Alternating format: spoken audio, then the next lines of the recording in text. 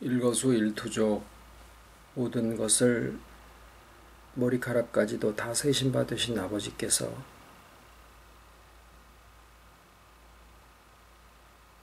저희들의 가장 어두운 면에 숨겨져 있는 것까지도 어루만져 주시사 아버지 앞에 참 나보다 더 나를 잘 아시는 바 되신 우리 아버지 그 사랑 앞에서 녹아지고 내가 결코 나를 용서하지 못하던 그 모든 것까지도 정말 아버지의 빛을, 아버지의 얼굴을 바라보매 그 모든 것에서부터 노임을 받고 자유롭고 나를 용서할 수 있는 참된 회복 가운데로 저희들을 이끌어 주심을 아버지 감사를 드립니다. 베드로에게 그러하시고 모세에게 그러하셨듯이 또한 오늘날 우리와도 모든 인격에 악한 것이나 선한 것이나 구분하지 아니하고 전인격적으로 하나 되시고 그 모든 선하신 일을 시작하심에 또 끝까지 마치실 것을 또한 알기에 시간에 감사를 드리고 나누는 모든 말씀 위에 친히 함께 하시고 또 깨달음이 있는 귀한 시간 되게 해주셨기를 예수님의 이름으로 기도드립니다. 아멘.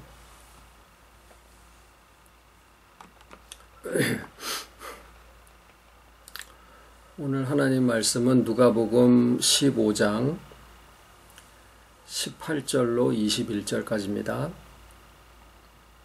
누가복음 15장 18절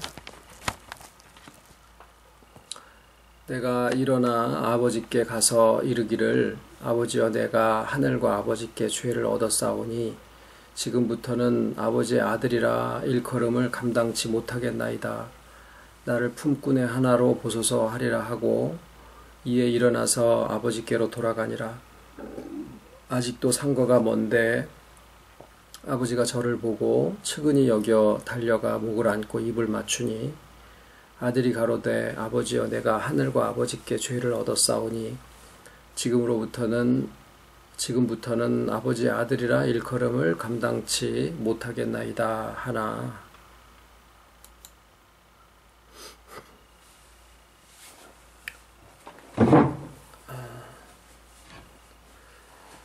잘 도착했습니다. 5시 반에 떨어져 가지고 여기는 인천 옆에 있는 그 숙소에서 지금 예배 드리고 있습니다. 우리가 지난주에 그 베드로의 심정을 주님께서 너무나 잘 아신 바 되셔서 정말 베드로의 그 마음이 정말 자기 자신을 용납할 수가 없는 그런 그 정말 눈물을 예수님이 아신 바 되시고 이제 마지막으로 베드로에게 나타나셨을 때 그 아픔과 그 자기를 결코 용납하지 못하는 그 면을 정말 치유해 주시고 보게 하시고 그래서 베드로 스스로로 하여금 정말 자기 자신을 용납할 수 있는 그것이 이제 하나님이 어떠하시며 그리스도로 나타나신 바 되신 하나님의 사랑이 어떠하시다. 옳고 선하고 장점과 이런 것들만을 우리를 사랑하시고 용납하시는 게 아니라 우리들의 가장 치명적이고 약한 것까지도 내가 내 자신을 용서할 수 없는 그런 면까지도 우리를 사랑하시는데 전혀 차이가 없이 사랑하신다. 그것이 하나님의 사랑 곧 악인과 선인에게 해를 균등하게 비춰주시고 의로운 자와 불의한 자에게 비를 내려주시는 그 사랑이 바로 우리를 치유하시고 또 용납케 하신다라는 말씀을 우리가 나눴습니다. 그래 이제 오늘 잘 아시는 그 누가복음 이 15장에 있는 이 둘째 아들의 비유죠. 재산을 다 미리 상속을 달라 그래가지고 모아서 그것을 아버지도 돌아가시기 전에 가서 딴 나라 가지고 허랑방탕해서 다 탕진을 하고 이제 정말 돼지 먹는 쥐엄 열매도 먹지를 못해서 그렇게 줄여서 죽을 지경이 되니까 아버지 집에 가서 내가 품꾼의 하나로 그냥 먹기라도 해야 되겠다. 이제 그러면서 이제 하는 말이 뭐냐 하면 내가 하늘과 아버지께 죄를 얻었사오니 이제는 아버지의 아들이라 일컬음을 감당치 못하겠습니다. 그리고 품꾼의 하나로 보소서. 이게 무슨 심정이냐라는 거예요. 품꾼이라는 것은 일을 하겠다라는 거죠. 그러니까 일을 하지 않겠다라는 게 아니라 일을 하겠다라는 것인데 그 일을 하는 그 심정이 뭐냐라는 거예요. 아버지의 아들이라 일컬음을 감당치 못하겠나. 누가 그 얘기를 하는 거냐 하면 자기 스스로죠. 왜 그러냐면 하늘과 아버지께 죄를 얻었기 때문이에요. 하늘과 아버지께 자기가 못할 짓을 했기 때문입니다. 하늘과 아버지 앞에 이거는 자기의 맨정신으로는 자기 양심상 이거는 도저히 용납도 할 수도 없고 용서도 할 수가 없다라고 하는 거죠. 그래서 이제 그런 면들은 주로 잊어버려집니다. 망각 또는 억압을 해서 정말로 자기의 약한 면, 치명적인 면들은 그냥 기억 속에서 지워버려가지고 기억하지 않으려고 하는 그런 이 마음의 구조가 있어요. 그래서 정말로 아버지 앞에 내가 나를 용서할 수가 없다라고 하는 그것은 그냥 잊어버리고 그냥 일을 열심히 하는 것으로 해서 이게 그냥 아버지 앞에 그냥 관계만 유지하고 그냥 품꾼의 하나로서 있겠다. 이제 이런 얘기죠. 그런데 하나님이 무슨 사역으로 보내시는 사람을 그 치명적인 약점을 들춰내 가지고 그 사람으로 하여금 좌절하게 하고 낭망하게 해서 이름은 우리의 강점을 의지하지 아니하고 우리의 약점과 우리의 또 바울도 내가 연약할 때 그리스도께서 내게 강해지시니까 내게 있는 약점을 자꾸 들춰내서 이게 약점이니까 내가 나를 부인해야지 이런 어떤 1차원적인 그런 이유로 해서 우리의 그 사역으로 보내시는 사람들의 단점이나 치명적인 부분을 들춰내시는 상황 속에다 우리를 놓으시는 게 아니라 우리에게 있어서는 더 중요한 것이 사역이나 일을 하는 게 아니다라는 겁니다. 오늘 본문 말씀에서 아버지께서 주님이 우리한테 하시는 말씀은 우리에게 있어서 더 중요한 것은 품꾼의 하나로서 또는 아들로서 뭐라고 명분을 붙이든 일을 하는 것이 더 중요한 게 아니라 일 뒤에 가서 감추어져 있을 수도 있는 거거든요. 근데 그거보다 더 중요한 것은 내가 아들로서 아버지 앞에 나설 수 있는데 그 나서지 못하게 하는 것이 무엇이냐라는 거죠. 내가 나를 용서하지 못하고 내가 나를 용납하지 못하게 하는 그것이 있는데 그 치명적인 것은 대개 감추어져 있기도 하고, 그런데 그것을 들춰내셔서 기억나게 하시고, 그래서 마음에 아픔을 주려고 하시는 게 아니라,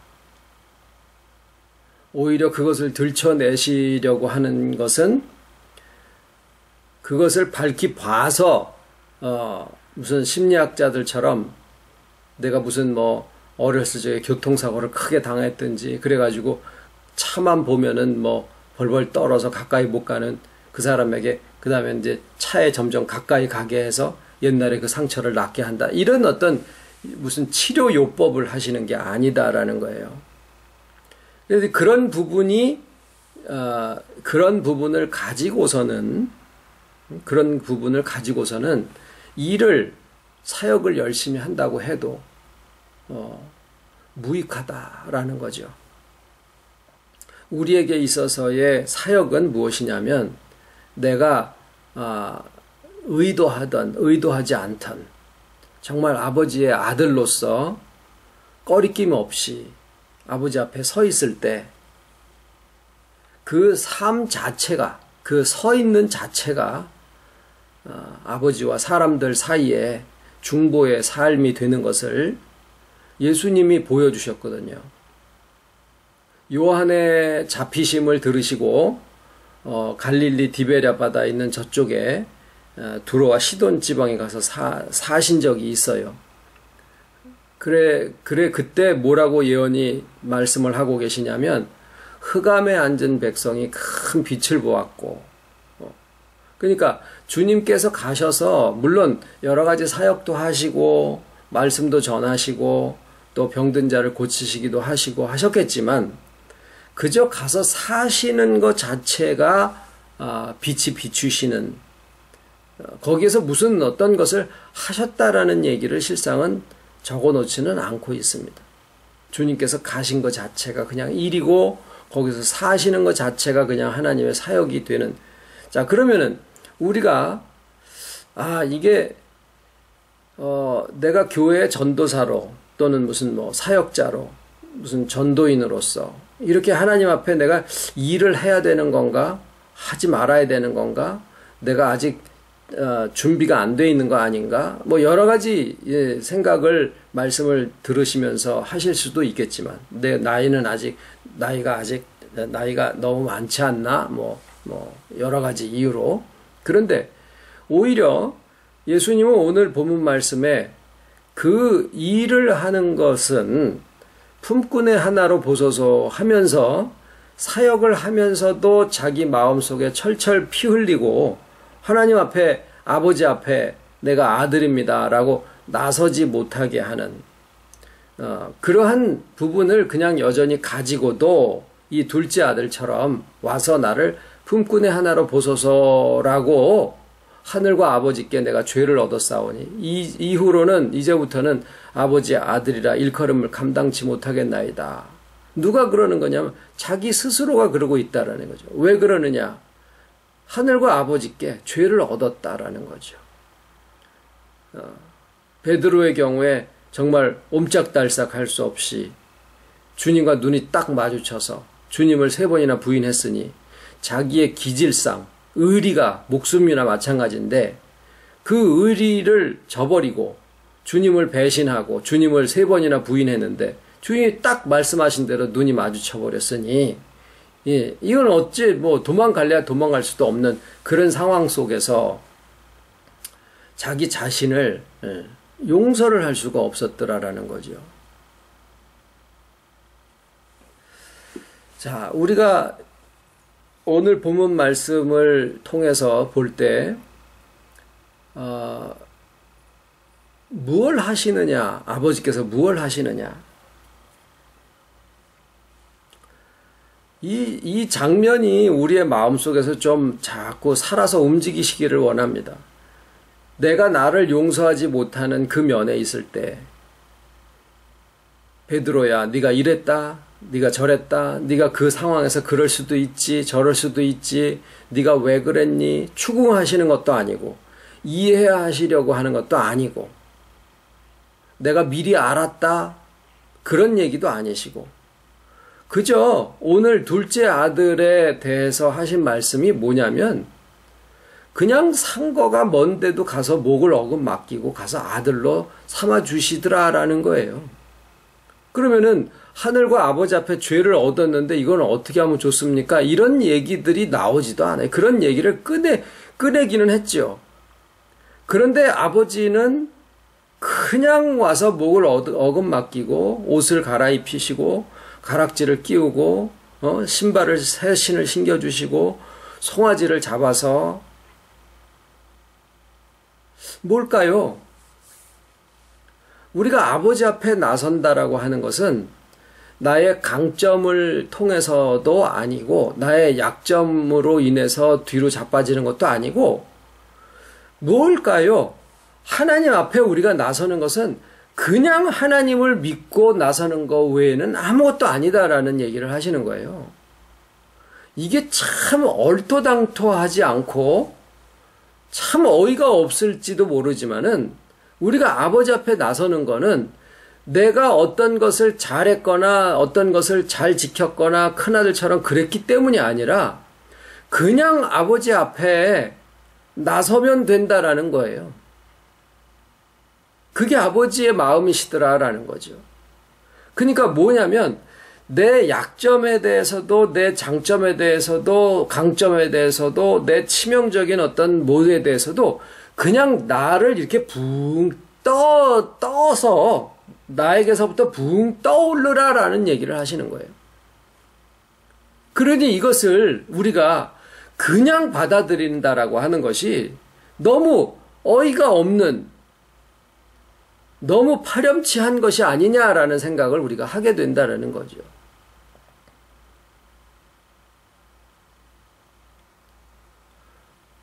그런데 그 떠오른다 나에게서부터 그냥 나의 마음이 아버지께로 그냥 붕 떠오른다 라고 하는 그것을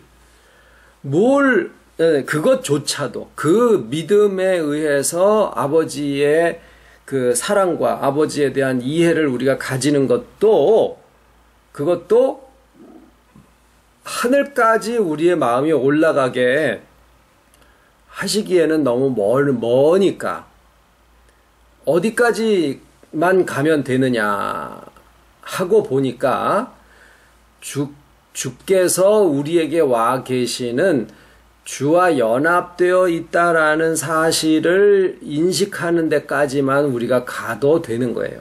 하나님의 마음에까지 도달하기는 너무 멀고 주께서 그 모든 사역을 걸쳐서 내게 와서 나와 연합하여 계신다라는 이 한 가지 이 복음의 사실, 그게 그리스도 예수의 복음이에요. 그 한 가지 사실만 기억하고 그것만 인식하는 데까지만 우리가 가도 하나님의 모든 사랑은 거기에 와서 함께 계시는데, 이제 예수님이 누가복음 4장에 보면은 광야에서 40일을 금식하신 후에 줄이셨죠. 그 시험하는 자가 와서 사단이라 하기도 하고 또 마귀라고 하기도 하는 시험하는 자가 와서 예수님에게 세 가지 시험을 들이대지요. 잘 아시는 바대로 첫 번째는 돌들로 떡덩이가 되게 해라. 예수님은 사람이 떡으로만 살 것이 아니요 오직 하나님의 입으로 나오는 모든 말씀으로 살 것이니라 라고 하시고, 두 번째는 성전 꼭대기에 세워놓고는 여기서 한번 뛰어내려라. 천사를 보내서 너의 발이 땅에 떨어지지 않게 해주시겠다고 하셨으니까. 예수님의 답은 주 너의 하나님을 시험하지 마라. 그 다음에 천하만국과 모든 영광을 높은 산에서 그걸 보여주면서 내게 절해라. 이건 내게 넘겨준 것이므로 내가 원하는 자에게 주노라. 예수님이 오직 주 너의 하나님께만 경배하고 다만 그를 섬기라. 이런 말씀으로.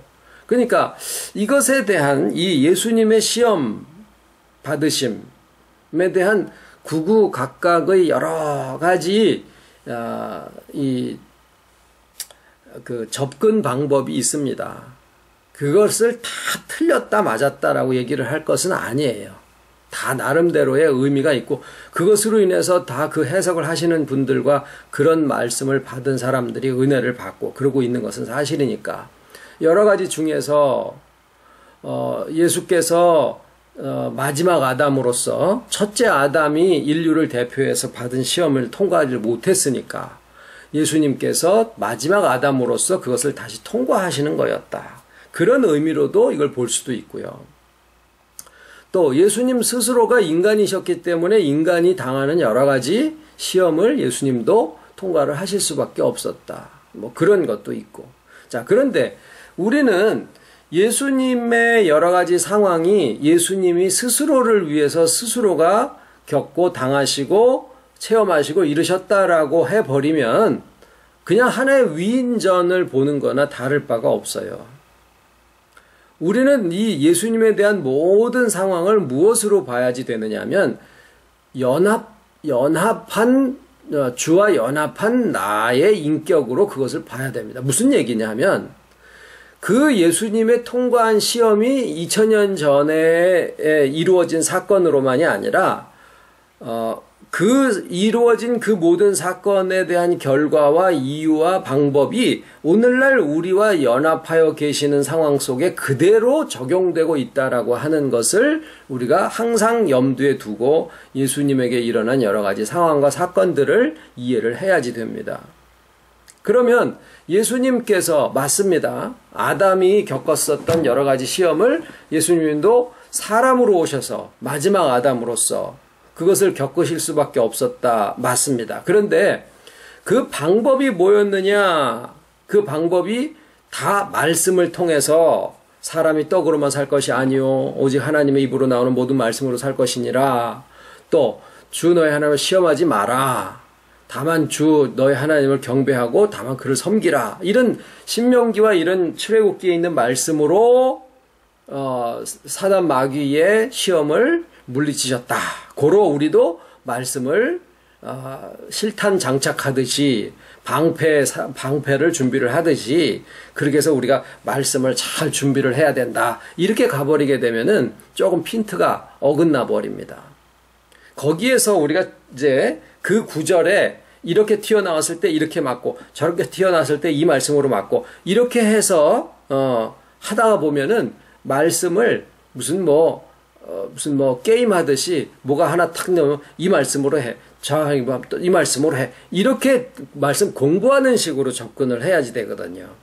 근데 여기에서의 의미를 우리가 생각을 해본다라고 하면 연합을 우리가 염두에 두신 상태에서 아까 말씀드렸죠. 이 지금 말씀을 드리는 이유가 뭐냐 하면 우리에게 있는 가장 베드로에게 있는 치명적인 것처럼 우리에게도 내가 일을 할지라도 아버지의 아들이라 일컬음을 감당치 못하겠나이다라고 우리는 서로는 잘 몰라요. 그러나 자기 자신은 알고 자기 자신도 모르는 것을 주님께서 아버지께서 나를 어떤 장면 어떤 사역의 장 속에 이렇게 하실 때 아유 내 같은 게 이거예요. 내 같은 게 뭐라고 그러니까 그 부분이 뭔지 딱 내 마음속에서는 쳐다보기 싫은 아픈 것은요. 이름을 지어서 딱 쳐다보고 싶지 않게 자꾸 잊어버리는 게 있어서 이게 드러나지 않고 있어요. 그런데 어떤 상황이 돼가지고 내가 아버지 앞에 내 삶을 통해서든지 내 입장을 통해서든지 어떤 상황 속에서든지 간에 나를 통해서 아버지께서 빛을 나타내시고 아버지의 아들로서의 그런 오른손에 그 인장을 끼워주시는 그것을 가지고 복음의 신발을 신고 새로운 옷을 입혀주시고 새로운 나의 인격으로 인식을 하게 하시고 그 다음에 양식을 또 먹여주시고 어리지만은 일을 할 수 있도록 그렇게 하시는 이런 여러 가지 상황 속에 우리를 두시려고 하실 때 내 마음속에서 나를 끌어내리고 나 같은 게 뭐라고 또 그렇게 하든지 아니면은 아까 둘째 아들의 말처럼 하늘과 아버지께 죄를 얻었사오니 이제부터는 아버지의 아들이라 내가 일컬음을 감당치 못하겠습니다. 단지 그냥 일이나 할게요. 먹여나 주세요.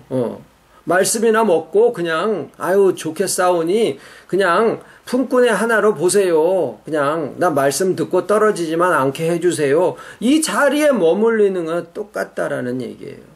과연 무엇이 내 마음속에서 나로 하여금 하나님의 아들이라 일컬음을 감당치 못하겠나이다라고 자기 스스로를 용납하지 못하게 하는 게 도대체 뭐냐라는 거예요. 그것이 자꾸 아사무사하게 뱀이 자기 꼬리를 감추는 것처럼 나의 가장 치명적인 것을 내가 잊어버리는 거예요. 심지어는 기억상실증에까지 걸리게 하는 그런 구조를 우리의 마음이 가지고 있어요. 엄마가 첫째 아이를 낳고 둘째 아이를 또 낳는 이유는 왜 그래요? 잊어버리니까 그래요. 어떤 힘든 것은요, 그냥 망각 속에다가 잊어버리는 게 있는데, 내가 나를 가장 치명적으로 용서하지 못하게 하는 그 부분이 내 속에서 자꾸 잊어버려지고 있다는 거예요. 그래서 주님이 그것을 들춰내시는 식으로 하시는 상황 속에다가 나를 집어넣으시는 때가 있다라는 거예요. 그런데 그게 마치 시험하는 자가 나를 시험을 해서 주님이 3가지의 시험을 통과를 하시는 것처럼 우리도 그 시험에 맞부닥뜨리는 것처럼 시험하는 자가 나를 얽어매고 있는 그러한 힘이 있다라는 거예요. 내가 나를 베드로가 자기 스스로 생각할 때 용서할 수가 없던 거예요. 그런데 예수님이 그 3가지의 시험을 통과를 하신 거예요. 이 3가지를 여러 가지로 접근을 해볼 수가 있어요. 돌이 떡덩이가 되게 해라. 그 다음에 성전 지붕에서 뛰어내려라. 3번째는 천하만국과 그 모든 영광을 보이면서 이것을 내게 주겠다. 이것을요 단순하게 해보면 첫 번째는요 생존에 대한 욕구예요. 생존. 먹고 사는 거라는 거죠. 먹고 사는 거. 실상 먹고 사는 문제도 굉장히 큽니다. 그것 때문에 주님을 배반하는 경우도 있고 주인을 부인하는 경우도 있어요. 2번째는요. 발이 땅에 부딪히지 않게 해주시겠다라는 것은 뭐냐면 안전에 대한 보장이에요. 나의 삶이 안전한가? 나의 삶이 보장이 되나? 이런 것들이에요. 그것 때문에 얼마나 주님을 시험하는지 몰라요. 3번째는요. 성취에 대한 욕구예요. 최고의 선을 향한 그 어떤 욕구지요. 근데 여러 가지 이름들이, 물론 이제 뭐 세상에 뭐 아이돌처럼 인기를 얻겠다든가 아니면은 무슨 뭐 정치인이 돼가지고 내가 입신양명을 해서 무슨 뭐 이름을 드러내고 권력을 가지고 명예를 획득하고 뭐 돈을 얻고 뭐 이런 여러 가지 것들, 거기에다가 자기의 인격 수양을 해서 내가 고매한 인격을 가지겠다라든가 신앙의 이름으로써 내가 뭐 변화를 받아서 아주 그냥 정말 누가 와가지고 뺨을 후려쳐도 그럴 수도 있지. 내가 그 입장에 서서 서보면은 이런 거요. 우리가 오래 하지 않았습니까? 그런 모든 게 다 뭐냐면은 인간이 성취하고자 하는 최고 선에 대한 성취 욕구들이에요. 천하만국과 그 모든 영광을 내게 보이며 내게 절해라. 그게 그 안에 다 포함이 되어진다라는 거죠. 그런데 거기에서 이렇게 시험이 들어오니까 이렇게 탁 쳤어. 저렇게 하니까 탁 쳤어. 어떤 돈 벌 수 있는 쾌가 생기는데 그것을 내가 하나님의 이름으로 주님 아버지 하나님과 재물을 같이 섬길 수 없나이다. 이런 말씀이 있다. 이걸로 탁 쳐버리고 이러라는 얘기가 아니에요.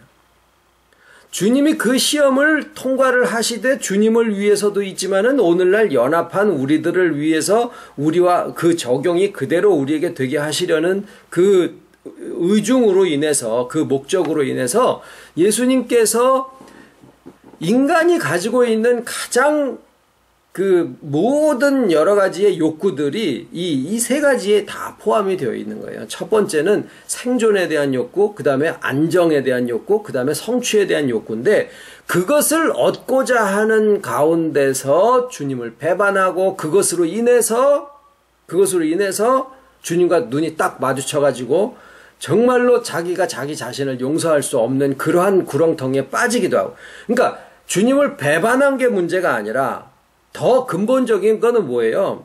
이 세 가지 욕구 때문이다라는 거예요. 생존 욕구, 안정 욕구, 그 다음에 성취 욕구. 근데 그것을 주님이 다 통과를 하신 것은 뭘 가지고 하신 거냐면 결국에는 하나님의 말씀이라고 했는데 결국에는 뭐예요? 하나님을 바라보셨다라는 거예요.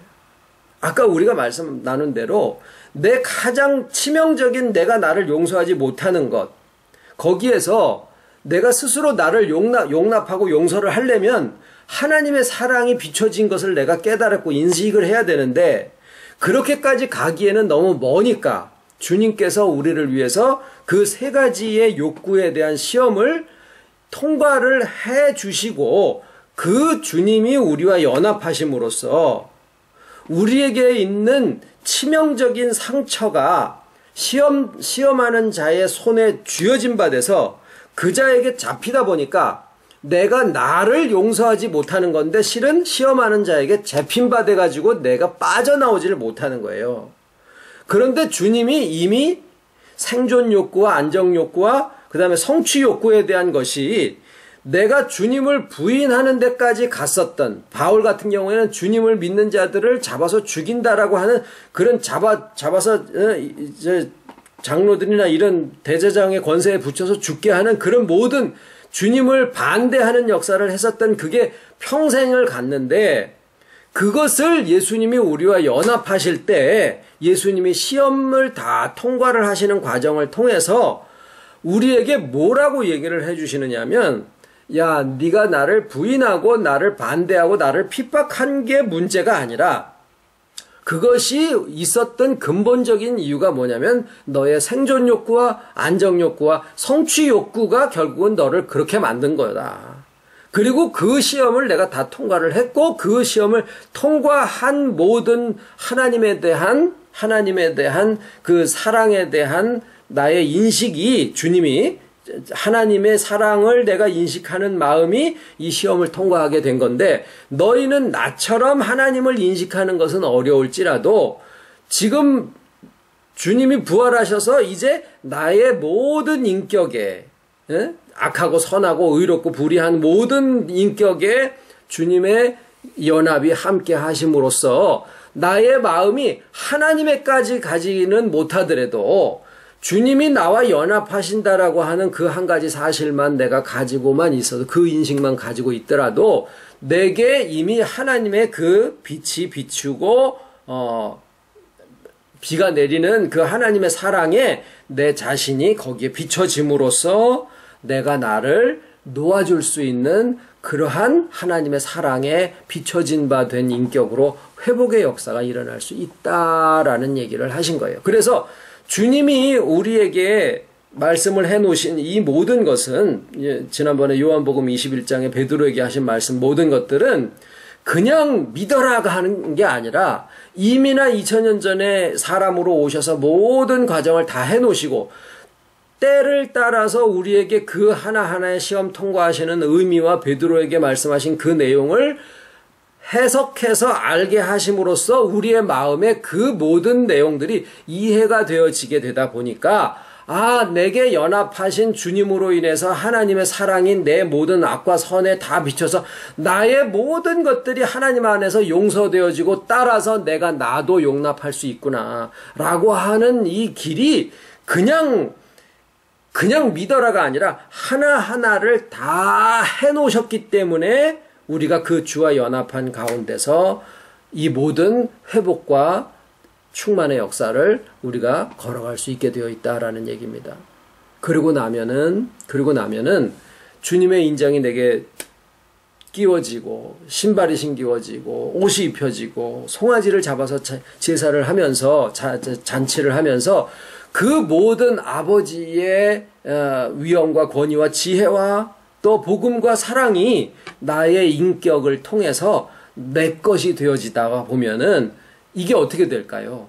그것이 그냥 베풀어지는 삶을 살게 되는 거예요. 그게 품꾼의 하나로서 하는 게 아니라 하나님의 아들입니다. 아버지의 아들입니다. 라고 하는 그 아버지의 사랑에 대한 그 감격함으로써 그 담대함 속에서 나오는 거지 누구나 다 할 것 없이 자기 자신이 자기를 용납하지 못하고 있는 그 부분을 가지고 있는데 이 부분에 대한 것들을 요한복음 21장과 오늘 누가복음 5장을 통해서 우리에게 해결의 길을 열어주신 겁니다. 그래서 다 아버지 앞에 그저 내가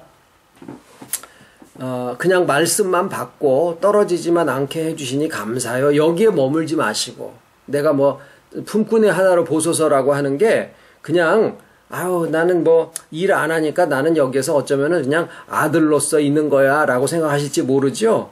어쩌면은요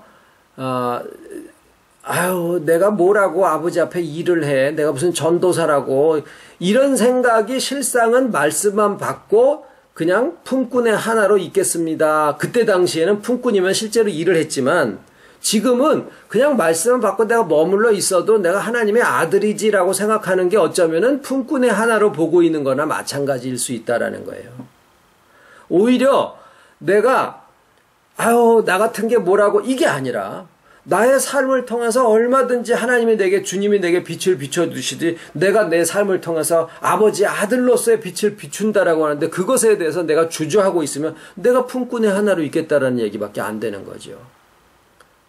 그래서 정말 아버지 앞에 그냥 훨훨 날개를 펴시고 이렇게 하나님의 아들로서의, 주님의 신부로서의 그런 정말 자격이 내게서 나오는 게 아니라 하나님의 사랑, 주님과의 연합에서 나온다라는 사실을 나눴습니다. 기억하시기 바랍니다. 주기도문으로 마치겠습니다. 하늘에 계신 우리 아버지, 이름이 거룩히 여김을 받으시오며 나라가 임하옵시며 뜻이 하늘에서 이룬 것 같이 땅에서도 이루어지이다. 오늘날 우리에게 일용할 양식을 주옵시고 우리가 우리에게 죄 지은 자를 사하여 준 것 같이 우리 죄를 사하여 주옵시고 우리를 시험에 들게 하지 마옵시고 다만 악에서 구하옵소서. 나라와 권세와 영광이 아버지께 영원히 있사옵나이다. 아멘.